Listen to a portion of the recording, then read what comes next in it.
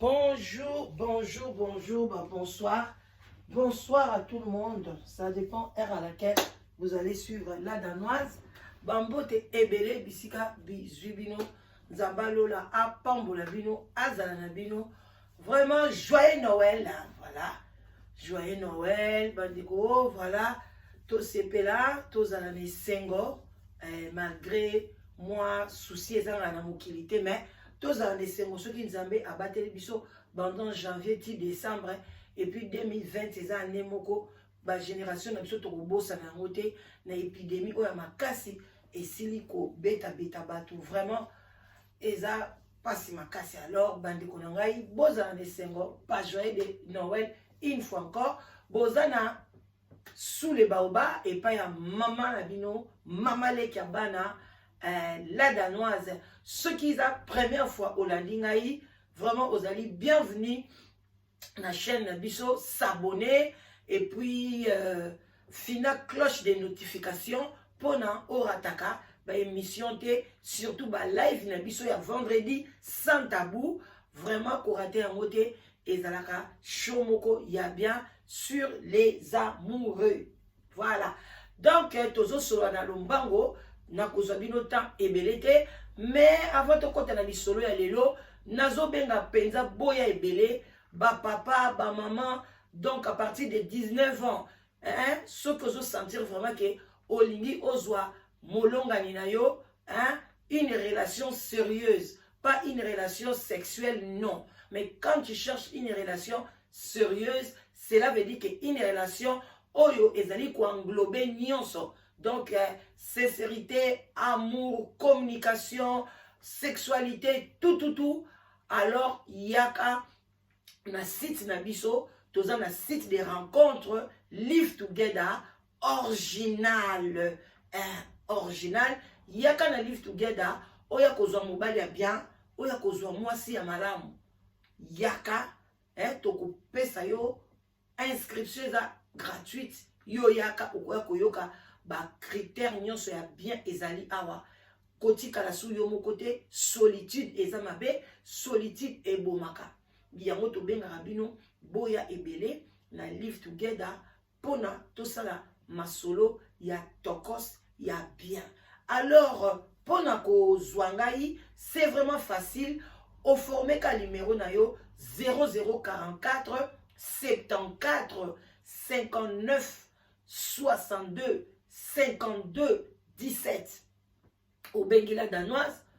oko solo nangai et puis masolo ekotambola kitoko makasi. Bande konanga toko tam na lombango na sujet ya lelo na epsibino kaka 15 minutes ezebele na tikibino pona bokende pe kosala misala mosusu. Ndeko mobali mutu abengi ngai alobi la danoise mekana nu ko exposer kananga e bongo bande konanga ipe ba pesa ngai conseil. Bande kotango baninga bayaka awa ko exposer ba kana bango pour na bopesa bango conseil. En tout cas, ce que vous allez na conseil, ko hésiter te, koma yango, pesa yango et ça la bien. Tant mususu opesi, okanisi ke esungi kaka ndeko wana, nzokande esungi batu ebele. Parce que mutu moko, ka moko na mokili, o ezaka kake, ka o etali ka pona la danoise ezalaka te. Ce qui est problème yé ekolelinga, cela veut dire que ekolelinga pe déjà batu mususu. Et quoi les déjà battu avant que tu n'allais sous 2 siècles avant. Donc ba problème ezonga kezaka lokola ba mode ya elamba. Soko moni olati elamba ozo sepela nango yeba ke elamba wana se lata makakala bazongisi kaka modèle. Ou bien ba baksika mo le mo ke kaka pour échanger. Donc biloko ebele to salaka eza déjà ba copie kaka. Alors de comme mobile lobi la danoise na vandi na mwasi na ngai.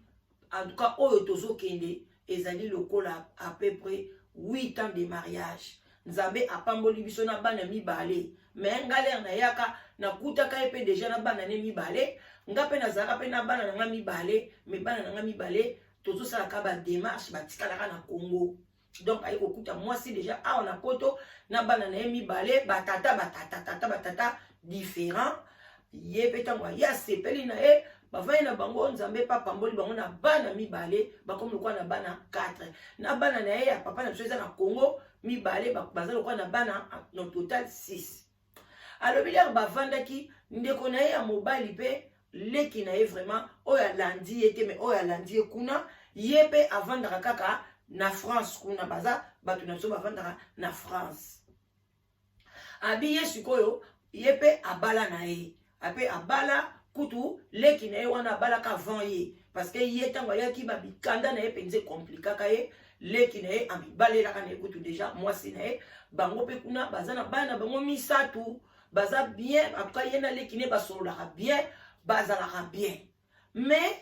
ekomaka na ntan moko boye akomprenaka te soki ayebisi mwasi na ye leki na nga akoya kotala biso parce que mwasi na ye aza na baparent na ye na France aza na mama na ye aza na bandeko na mo ebele na France mais ye ndeko na biso wana mobali baza kaka bango na leki na ye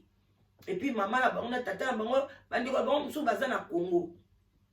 alobi sikoyo amonaki ekomaki na ntan moko boye soki ata ye ayebisi ke tokende na biso lelo weekend oyo toketala leki na nga omonaka ye azoboya otenga na kokende na ngai te yoka famille mais entre temps ye akende kotala mama na ye kutu ere moko alali kuna abi ngai nde nasepelaka toke kolala pa babokilo omo alobi oyo biso tokende na biso pa mama bakosala bake vendredi na bana baye kozonga ta mosusu dimanche ou bien ngai nazwi voitire nake natiki bango napesi babokilo mbote na meli moke natiki nazongi na ngai na ndako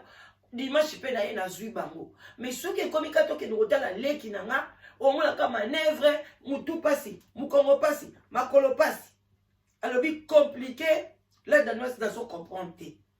nga mpe nayebi te leki na nga siko alobi bon biso tozoya ezaka ba Noël moko boye alobi tozoya toya kofete Noël oyo te Noël année passée yaya toya kuna tofete ensemble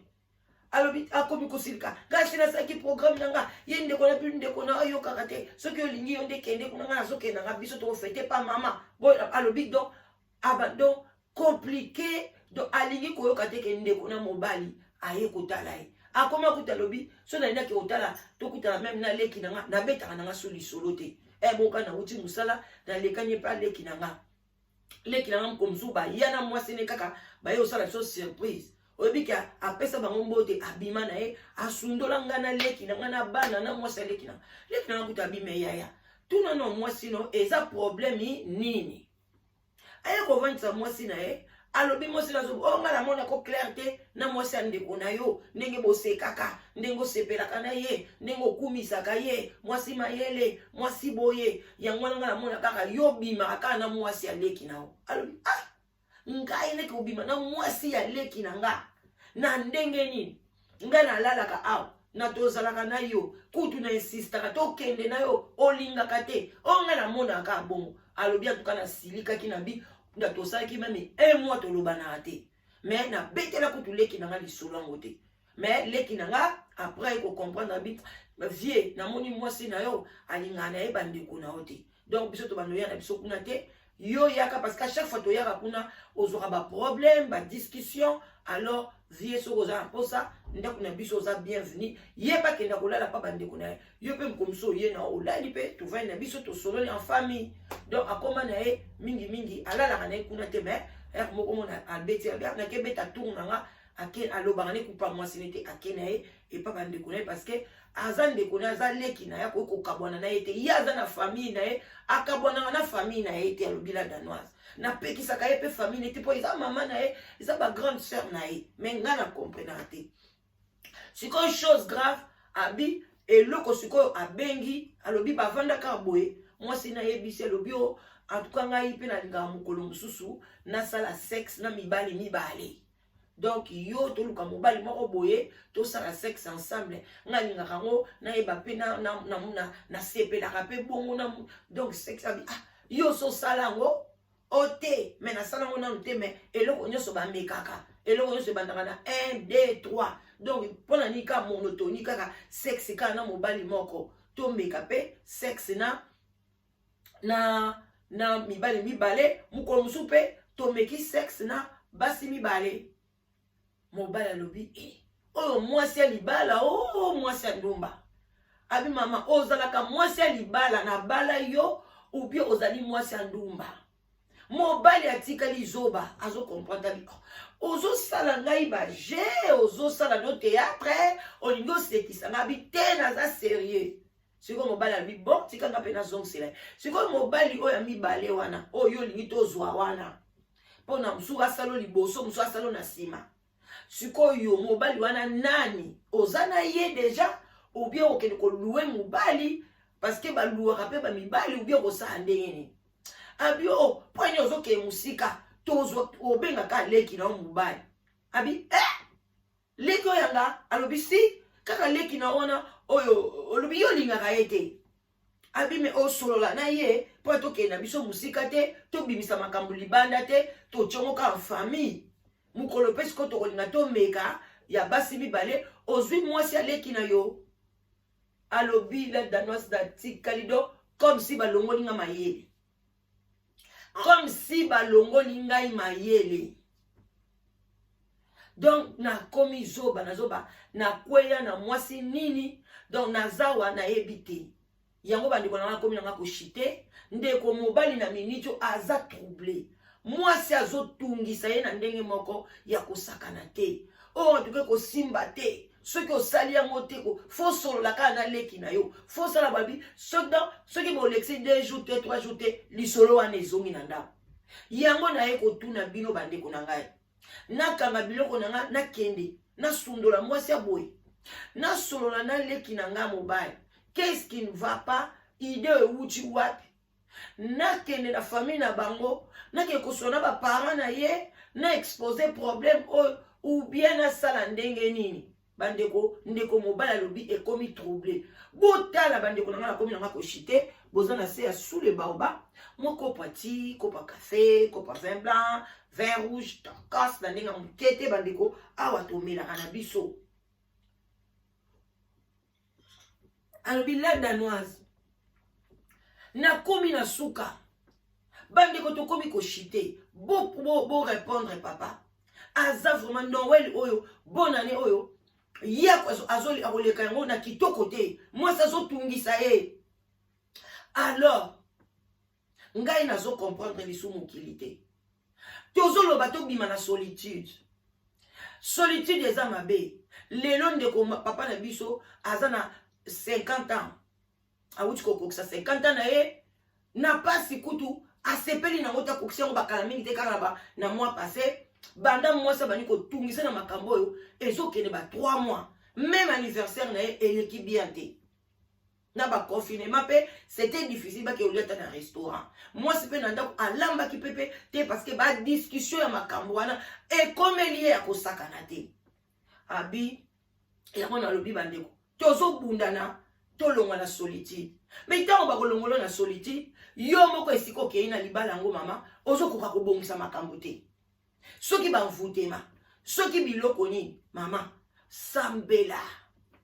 nzamba koyoka yo nzamba alobi ke biso tozali ba image na ye alobi ndeke te alobi voisin na yo te alobi pasteur okingandi te noko kingandi te balobi na yo ozali image ya nzambe mama sambela te kota na mozindoka ya prière ka ndenge osololaka na bana na ndenge osololaka na tata na ndenge osololaka na mama na solola pe na nzambe bon mpona ye nde azali papa suprême ovali mpe liboso lobi nzambe oza wana parce que nzambe aza partout ndenge bootala nga boye nzambe azali partout satan mpe azali partout c'est à toi de choisir soki olingi ochoisir nzambe akoya olingi kokenda bo satana akoya bandeko nanga biloko ya boye tokomema ngo na live kuna nde na live place to décortikaka place bobengaka place bopesaka baide ebongo tokoyeba tokozwa solution nini mpona tata na biso en tout cas bandeko nanga na tiki bino bozala malamu ba bonne journée bisika bizwi bino vraiment beau partager vidéo s'il vous plaît beau aimer vidéo ko aimer vidéo et pesaka biso encouragement que to continuer musala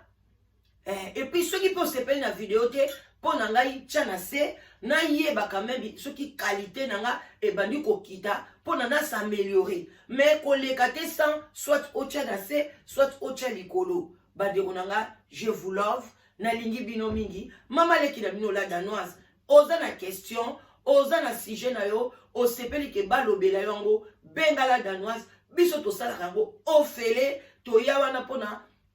to soutenir communauté na biso babima na bosoto babima na bafitilité babima na bassesse tokende likolo bandeko élévation de eleki nyonso bongo te ba love botikala malamu babizou en tout cas tokutani bakala mingi te nzambe vraiment abatela bino apambola bino bo partager vidéo s'il vous plaît et kozala bien bye bisous.